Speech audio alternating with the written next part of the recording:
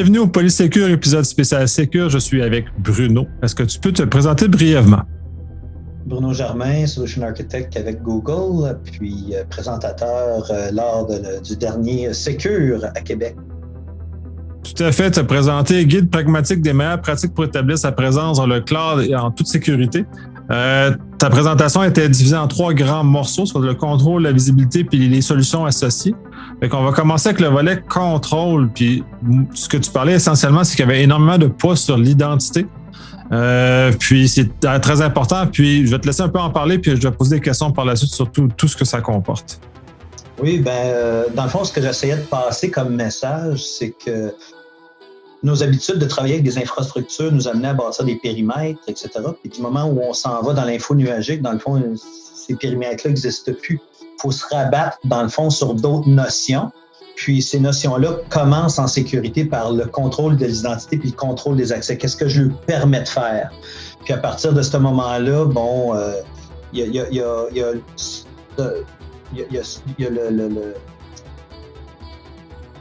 le terme que je cherche, c'est le target en français, mais dans le fond, l'objet de ça pourrait être un bucket, ça pourrait être un disque, ça pourrait être un serveur. Dans le fond, il y a quelque chose sur lequel, ou un service sur lequel je veux appliquer, je veux aller travailler. Il y a mon autorisation, puis les contraintes qui sont associées à ça, puis après ça, il y a mon usager. C'est les 3 seuls morceaux sur lesquels on joue. On ne peut pas jouer sur autre chose dans un nuage, dans l'info nuagique. Bien, effectivement, de toute façon, c'est très représentatif de la disparition du périmètre parce que ça n'existe plus au sens classique. On peut plus savoir la personne elle arrive d'où et dans le fond d'avoir une confiance implicite. Donc, d'autant plus intéressant que l'identité devient le premier rempart de protection des informations. Donc, cet élément-là doit être excessivement bien contrôlé, bien maîtrisé. Tu faisais aussi référence au niveau des comptes de service puis d'éviter des nomenclatures exotiques et des éléments comme ça que ceux qui arrivent du mainframe aimaient beaucoup faire par ailleurs, mais qu'on n'a peut-être plus besoin. On n'a plus les contraintes comme c'était le cas avant, là. Exact. C'est-à-dire que, dans le fond, au niveau infonuagique, souvent, la longueur des champs n'a pas nécessairement beaucoup d'importance. Donc, pourquoi ne pas utiliser un langage naturel pour identifier les choses? Ce qui va faire en sorte que, au niveau des opérations, on va pouvoir plus facilement retrouver ce que ces objets-là font, à qui ils appartiennent, dans quel groupe on devrait les retrouver. Puis, tout ce qu'on peut faire pour simplifier, dans le fond, au niveau opérationnel, d'un point de vue sécurité, cette visibilité-là, c'est des gains. C'est des énormes gains qu'on va avoir au niveau des opérations. Ouais, c'est sûr que si on n'a pas besoin d'apprendre la formule magique pour comprendre ce qui se passe, c'est toujours plus facile. Là. Pour opérer des systèmes pendant un temps, c'est sûr que tu t'habitues à la formule magique ou à la signification, mais effectivement, c'est important. Puis, tu mentionnais aussi, c'est important de nommer, peut-être pas de façon très précise, mon trésor secret est situé à cet endroit-là, mais minimalement de dire, OK, ben ça, c'est un compte de service qui sert à tel genre de choses, justement, pour faciliter, surtout en sécurité, pour qu'on puisse se repérer rapidement puis agir rapidement sur des logs, parce que, tu sais, on arrive, le deuxième volet qu'on va aborder un peu plus tard, c'est justement la visibilité. La visibilité exige, qu'il y ait de la machine qui traite, mais aussi qu'il y a d'humains qui traitent ces affaires-là. Fait que si l'humain n'est pas capable de comprendre ou comprendre aisément, on n'est pas très avancé, là. Tout à fait, tout à fait. Puis l'autre aspect qui est à ça, que je parlais aussi un petit peu, c'est dans le fond, l'humain qui va regarder ça éventuellement si jamais c'est une formule magique, puis qui a besoin de savoir, admettons, s'il y avait des droits qui avaient été hérités, bien, il faut que lui ait la possibilité de naviguer l'arborescence. Il faut qu'il y ait des privilèges dans l'organisation qui lui permettent de faire cette corrélation-là qui n'est pas explicitement mentionnée. Donc, a priori, pour qu'il fasse sa job, on est obligé de lui donner plus de privilèges. Fait que dans un contexte de least privilege, de privilèges de minimaux, pour être capable de faire notre job, on ne se facilite pas l'affaire. Dans le fond, on donne à des gens des privilèges qui n'ont pas vraiment de besoin juste parce qu'on a voulu mettre des noms cryptiques. Oui, tout à fait. Puis en plus, il faut considérer qu'on est dans un univers de sous-traiter de plus en plus ces travaux-là en sécurité, surtout les niveaux de première ligne et de plus en plus sous-traités. Fait que si ces gens de sous-traités qui sont généralement pas de l'organisation ont de la difficulté à comprendre rapidement, puis des fois, ils ont trop d'accès de l'autre côté en plus, on se retrouve avec un double problème parce que si notre capacité d'agilité d'être capable d'augmenter en rapidité et en vélocité au niveau de la gestion de la sécurité en info numérique. Puis tu as amené un autre aspect intéressant, puis ça, c'est le volet que fonctionnellement, il est très Google, mais quand même, il est censé être disponible chez les autres clouders.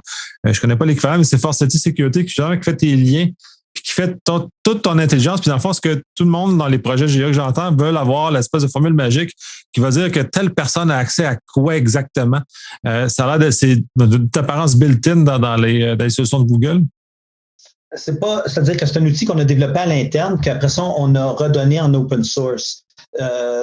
Donc, il faut d'abord l'enabler, le partir, etc., puis lui fait sa collecte. Mais a priori, oui, c'est exactement ça. C'est-à-dire que cet engin-là, dans le fond, comptabilise que ce soit les usagers, les règles, les contraintes, les services, puis bâtit une matrice à partir de ça, les groupes, les comptes de services et compagnie.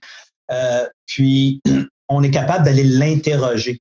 Donc, d'un point de vue opérationnel, c'est pas juste une question d'inventaire, qui est déjà une bonne chose, mais au fil du temps, à mesure que le nombre de services qu'on déploie, le nombre de comptes de services, le nombre de politiques, etc., sont déployés, c'est un petit peu comme dans le fond, par analogie, nos firewalls d'antan, on commence avec 10 règles, 100 règles, 150 règles, il y a 4 interfaces. Maintenant, on se retrouve avec plus d'interfaces, des interfaces virtuelles, on se retrouve à 10 000 règles. Puis là, on perd un petit peu le fil de, bon, c'est quoi vraiment le trafic qui devrait sortir à tel endroit, qui devrait rentrer à tel autre endroit. Si on n'a pas un outil qui nous permet de voir ça, puis d'être capable de dire, ben c'est parfait, Bruno, il a accès à quoi dans mon organisation? Puis là, tu dis, oups, il ne devrait pas avoir accès à telle banque de données, ou au contraire, il devrait y avoir accès, puis il n'y a pas. Bon. Et puis, c'est quoi qui fait en sorte que ça lui donne accès? Alors, c'est peut-être par héritage, parce que justement, il utilise un compte de service.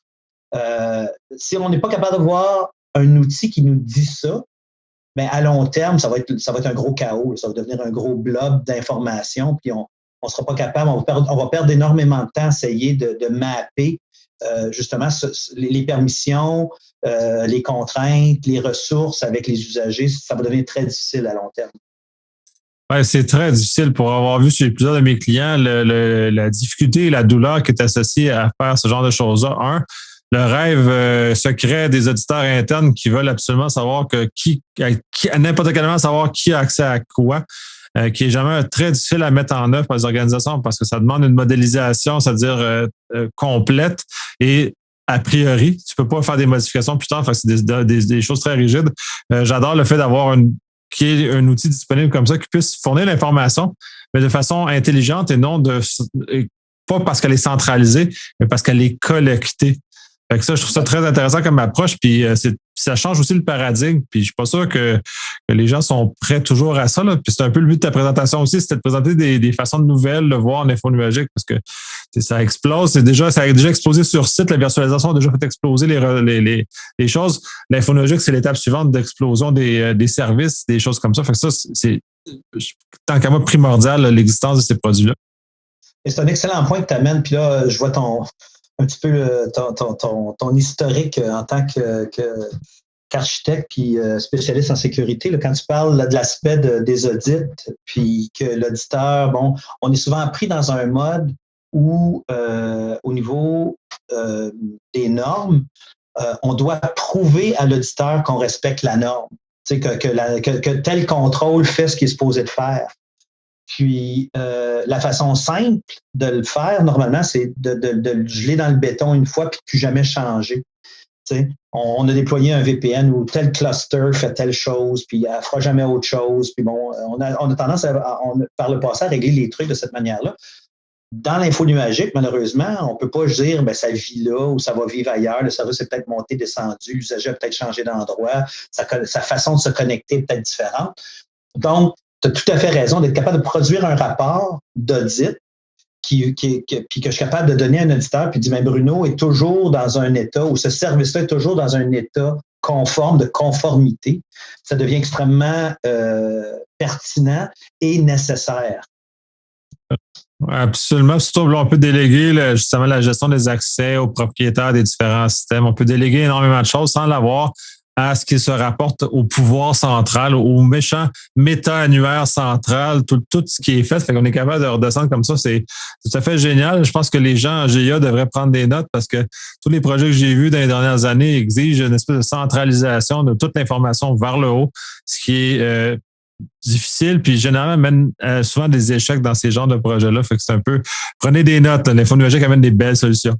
Ça nous amène au deuxième grand volet que tu avais abordé, c'est la visibilité, c'est la journalisation, les journaux et tout ça, et tout ce que ça représente. C'est très important l'info numérique, d'autant plus. Mais on fait pas face à des journaux comme on a en infrastructure, parce que les gens ont tendance à penser qu'en infrastructure, il y a beaucoup de volume à cause des firewalls. Par exemple, on va générer énormément de volume de logs. Il y a du volume en infonologique, mais il n'est pas de la même ampleur, il n'est pas de la même nature. Je vais te laisser en... Oui, ben, dans le fond, j'ai pris l'exemple de Google, mais encore une fois, il faudrait revoir dans chacun des fournisseurs infonuagiques un petit peu les spécificités. Mais en gros, c'est que les logs qui ont rapport à l'audit, normalement, sont toujours disponibles, ils sont toujours à on. Puis la raison pour ça, c'est qu'on veut tout le temps savoir ce qu'un administrateur fait, quand est-ce qu'un service part, etc. Fait que cet aspect-là est normalement assez bien couvert. L'autre aspect, complètement à l'autre bout du spectre, ben, c'est l'aspect plus sécurité. Puis ça, j'en ai pas tellement parlé. Puis ce qu'on fait normalement, c'est que comme dans les appareils de sécurité ou les trucs en sécurité, c'est qu'on a l'option de loguer ou pas certains types de trafic ou certains types de transactions. Ça, c'est une chose en soi. Mais où l'infonuagique devient super intéressant, c'est la partie des données. Qui accède mes données? Parce qu'encore une fois, on ne parle plus d'infrastructure, on parle d'usagers, de ressources, de services, de données. Donc, est-ce qu'il l'a juste consulté? Est-ce qu'il l'a exporté? Est-ce qu'il l'a modifié? Puis ça devient extrêmement... c'est la partie la plus pertinente, dans le fond, de tout le truc. Par défaut, ces trucs-là, normalement, ne sont pas à on parce que ça génère énormément de données. Puis, dans le fond, dans la session, ce que je disais, c'est que je donnais un petit peu une approche pour essayer de trier dans le volume de données qui va être généré, celles qui sont vraiment pertinentes à conserver, puis après ça, trimer, là, c'est-à-dire d'enlever les autres, dans le fond, de les éliminer là, du pattern. Parce qu'encore une fois, l'option facile, c'est de mettre tout à on envoie tout. Mais là, on a le problème inverse, c'est qu'à tout envoyer, mais là, chercher l'aiguille dans la botte de foin, ça devient plus difficile. Si on fait déjà un bon effort de tri au départ, puis on enable un service à la fois, etc., pour retourner voir la session, là, je vous donnais une petite méthode pour le faire, puis à partir de ce moment-là, on garde les données qui sont pertinentes pour cette application-là, ce qu'on vient de faire, c'est qu'on vient de se donner, dans le fond, beaucoup d'avantages pour justement aller détecter les anomalies, savoir s'il y a des trucs qui ont changé, est-ce qu'il y a des accès qui ne sont pas permis, qui ont été faits. Bon, tout cet aspect-là de la question, pas juste, est-ce que Bruno a accès à la banque de données, qui est vraiment comme mon autorisation à accéder à l'application. Mais là, à l'intérieur de ça, qu'est-ce que j'ai été faire avec mes données? Quelles données j'ai accédé? À quel moment? Bon, est-ce que je les ai modifiées, etc. Là, je tombe à un deuxième niveau. Puis, quand on regarde un petit peu tout le focus au niveau du data leakage, que nos informations ne se retrouvent pas partout, de n'importe quelle façon, on arrive le cloud nous donne un niveau de détail qui nous permet justement d'aller répondre puis de mettre des contrôles alentour de ça. Ouais, justement, c'est des contrôles. Tu parlais aussi de pipeline parce que faut que tu traites cette information-là dans une espèce de flux continu. Surtout les données, les journaux au niveau de l'accès sont quand même beaucoup plus imposants. Fait qu'il faut que ce soit traité de façon continue. Et quitte à ce que ça soit traité pour donner de la valeur de façon immédiate non plus, puis pas toujours garder. En tout cas, bref, il y a plusieurs stratégies associées à ça, là. Puis je suis pas sûr, ça non plus, que les gens maîtrisent l'ensemble de la portée de ce que ça peut faire. Un, c'est le gain qu'on a à la visibilité, de pas conserver ad vitam aeternam, ça aussi c'est un problème en journalisation, et de conserver seulement ce qui est nécessaire, puis pour le temps que c'est nécessaire aussi. Là, même si on veut, disons, récolter l'ensemble parce qu'on a besoin d'une analyse en temps réel immédiate, mais la conservation est-elle nécessaire dans la même durée peut-être pas, probablement pas en général. Puis c'est là qu'il faut justement nettoyer pour pas se ramasser enterré ou comme parce que l'image anglophone, c'est de boire à la bonne fontaine, là. C'est-à-dire à la face directement dans le jet d'eau puis essayer de capter le plus que tu peux. Il n'y a pas un humain qui est capable de faire ce genre de choses-là. Tu avais aussi abordé au niveau des événements système comme étant un élément de journalisation intéressant, là. Exact. Puis, mais je voudrais juste revenir sur le point que tu as mentionné par rapport aux pipelines. C'est que un des trucs que l'info nuagique nous permet, c'est, dans le fond, d'ingérer une quantité astronomique d'informations. Que le faire dans nos infrastructures physiques, ça devenait très onéreux parce qu'on n'avait pas l'élasticité, on n'avait pas l'infrastructure pour faire ça. Fait que ça, c'est déjà une bonne chose. Le deuxième truc, c'est que nos outils habituels nous permettaient pas toujours d'avoir une vue d'ensemble. C'est-à-dire que souvent en sécurité, on avait des outils spécialisés, des SIEM qui nous permettaient de faire certains trucs, mais à partir des mêmes données, les gens d'application avaient peut-être un autre genre d'outils qui était plus orienté business, qui, eux, allaient extraire d'autres genres d'informations par rapport à ça, par rapport aux usagers, par rapport aux clients, par rapport au temps-réponse, par rapport à toutes sortes d'autres trucs. Puis après ça, ben peut-être pour des raisons d'audit, comme tu disais, mais il fallait conserver pendant un certain temps certains types de données, puis être capable d'aller fouiller là-dedans une fois de temps en temps, etc.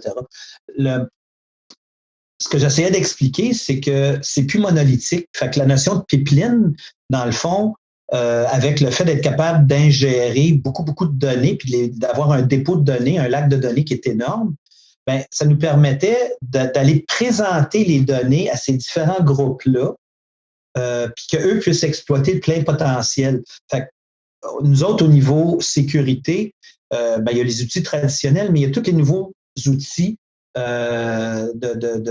d'intelligence artificielle puis d'apprentissage machine qui sont basés sur des modèles de sécurité où on fie, dans le fond, on nourrit l'engin avec tout ce qu'on peut trouver en termes d'intelligence par rapport aux attaques, aux intrusions, etc. Fait que ça nous amène à un deuxième niveau. Puis on est capable d'arriver, dans le fond, il y a des outils qui se développent aujourd'hui qu'on est capable, parce que l'info nuagique est capable de présenter beaucoup de données à ces engins-là, d'arriver à des niveaux de sophistication qu'on n'était pas capable de faire avant. Oui, mais là, tu parles justement des lacs de données, puis ça, c'est un élément important puisque c'est très rare les entreprises qui sont capables de gérer leur propre lac de données parce que c'est imposant. Justement, il faut avoir des scientifiques des données qui sont là, ou en tout cas, c'est une traduction très libre de l'anglais, là. Les architectes de données du monde spécialisé dans cet environnement-là de gestion de données massives. C'est pas tout le monde qui est capable de se payer le spécialiste. Puis deux, la technologie que ça nécessite aussi n'est pas la même qui va permettre, et en termes de quantité de données que ça représente, c'est juste, c'est monstrueux pour une entreprise, pour un Google de ce monde, c'est plus une goutte d'eau parce que c'est ça la nature du fonctionnement de l'entreprise, de gérer des données de façon, dans une masse extraordinaire, là. Exact, tu as tout à fait raison. Fait que ça nous donne des opportunités qu'on n'avait pas comme spécialiste en sécurité. Donc, oui, on peut garder nos périmètres qu'on a en ce moment, on-prem, puis on peut tranquillement mettre en place des nouveaux trucs. À mesure qu'on porte nos applications dans le cloud, fonctionner différemment, enabler du zero trust, etc. Mais a priori, de pouvoir migrer cette architecture-là qu'on avait pour nos SOC dans ce nouveau modèle-là, ça nous ouvre tellement de possibilités. Puis, on est des petites équipes. Hein? Au Québec, malheureusement, on n'a pas des millions de personnes là, qui sont spécialisées là-dedans. Bien, ces outils-là, dans le fond, viennent pour une personne, un analyste qui passe à travers un SIEM, il a juste tant d'heures dans une journée, puis il peut juste consommer, il peut juste penser à tant de trucs, à essayer de faire des corrélations. Mais si on lui donne un outil qui fait déjà un paquet de travail en amont, puis que lui, il vient rajouter son intelligence par-dessus, on vient de multiplier par un facteur de, je sais pas, moi, de 100 peut-être, l'efficacité de cet analyste-là. Fait que c'est ça l'opportunité.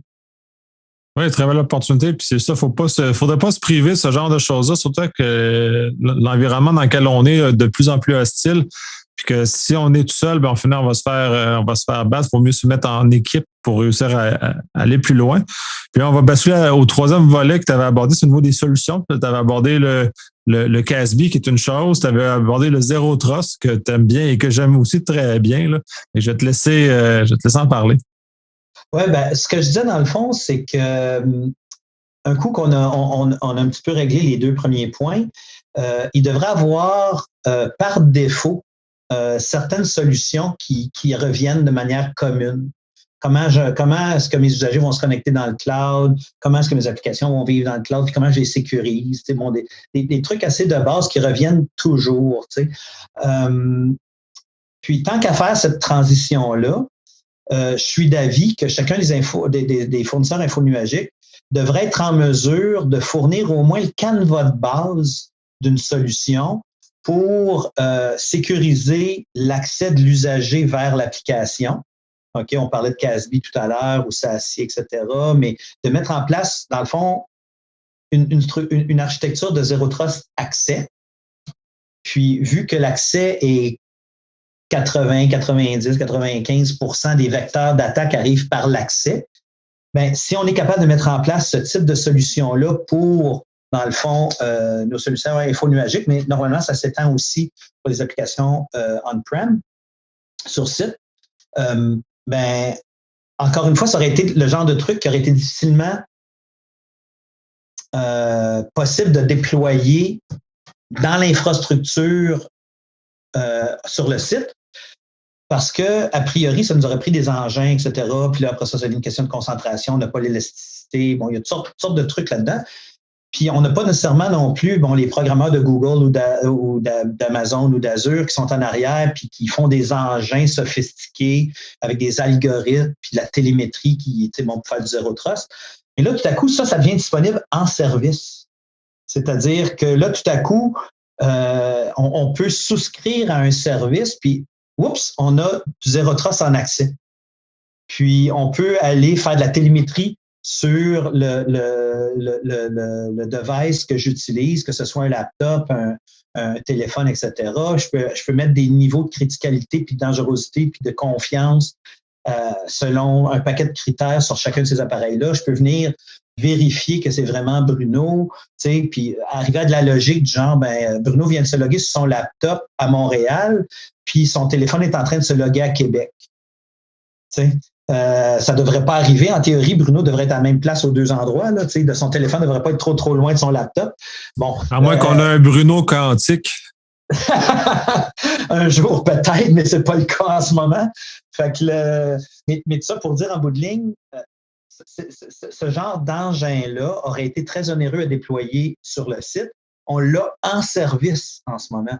Donc, pour un prix par tête ou etc., on a moyen de mettre en place ça puis de fermer comme il faut la porte d'en avant, Puis, ce que j'expliquais, c'est que par extension, si on regarde le Zero Trust tel qu'il avait été présenté au départ par John Kernowag, l'idée, c'était de faire de la micro-segmentation puis d'inspecter tous les flows.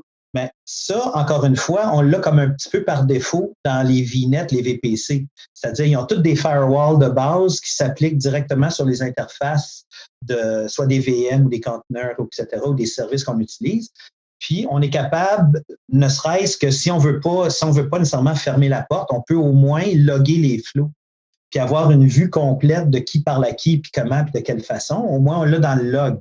Fait que je reviens au point précédent. Si je l'ai dans le log, puis que j'ai un outil qui le regarde, même si j'ai pas fermé la porte sur mes serveurs, je peux quand même le repogner après ça avec mon engin de corrélation qui est en arrière. Bon, mais tout ça pour dire, c'est que la facilité, dans nos discussions dans le passé, mettre en place une architecture de Zero Trust, c'était complexe. La migration vers le cloud, parce que c'est offert en service, vient accélérer, si on veut, évidemment, mais vient accélérer ce mouvement-là vers l'implantation d'un Zero Trust. Oui, parce que les outils sont disponibles de façon native. C'est beaucoup plus simple parce que de vouloir reformater son réseau interne, juste faire du micro-segmentation, faire ce volet-là, c'est très compliqué, il va y avoir beaucoup de résistance, c'est des changements technologiques importants, donc c'est beaucoup plus ardu d'arriver là. Et d'arriver que sur le modèle, comme un peu BeyondCorp le fait d'ailleurs, d'aller vers un modèle de proxy géant qui contrôle l'accès à tout le monde à tous les services, ben c'est un peu plus ça l'avenir. De toute façon, puis on s'en va dans un monde sans VPN, on s'en va dans un monde d'accès direct, mais où le seul élément important et probant, c'est l'identité qui va te permettre, parce qu'on expose naturellement tous nos services. Ce genre-là, Salesforce, ça se fait sur Internet. La consommation des services au 365 font vers le web. Les G Suite, c'est la même chose. C'est pur web. Fait que le fait que l'employé de Google qui accède, il accède de la même version que le grand public parce qu'il accède de la même façade. C'est-à-dire qu'il y a justement un élément de contrôle frontal qui est nécessaire justement de type Zero Trust pour segmenter de façon identitaire, si on veut, dans ce cas-ci, et non de façon réseau, comme on le voyait dans les modèles plus d'origine du Zero Trust. Exact, tout à fait. Tu as bien summarisé la chose, tu as bien résumé le truc, parce que dans le fond, même si ton application est en 3 tiers, là, qui était l'exemple classique, je n'ai pas nécessairement besoin de 3 zones. Dans le fond, ce qu'on va faire, c'est qu'on va s'assurer que Bruno est Bruno, que l'outil à travers lequel je me connecte est relativement sécuritaire ou à un niveau de sécurité suffisant pour me connecter. On va sécuriser la communication, on va sécuriser la donnée, on va s'assurer que le proxy a les règles, que je rencontre les règles minimales, etc., pour accéder au service que je demande. On va monitorer ma session en continu. Puis, dans le fond, je ne peux pas me promener où ce que je veux, là. Je suis pris pour aller à l'endroit que j'ai demandé. Puis, si j'essaie de diverger de ça, ben l'engin va me couper ou va réinitier une nouvelle connexion, puis il va être obligé de repartir tout le processus.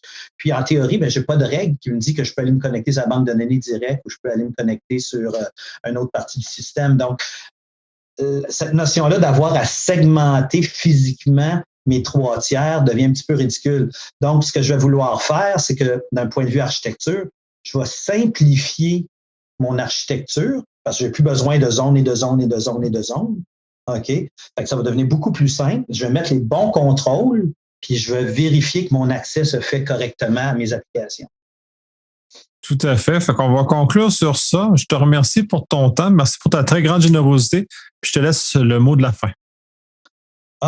C'est moi qui remercie les gens de Secure. Sérieusement, c'est toujours un plaisir d'aller participer à la conférence, puis surtout cette année, de rencontrer les gens, puis ça a été vraiment une expérience vraiment le fun, puis la qualité des conférences était vraiment géniale. J'ai beaucoup apprécié mon temps là-bas. Puis pour le reste, après ça, je dirais, écoutez, ayez pas peur de l'info nuagique, allez-y avec les yeux grands ouverts, là, puis mais faites les choses correctement, puis la vie va être bonne. Merci.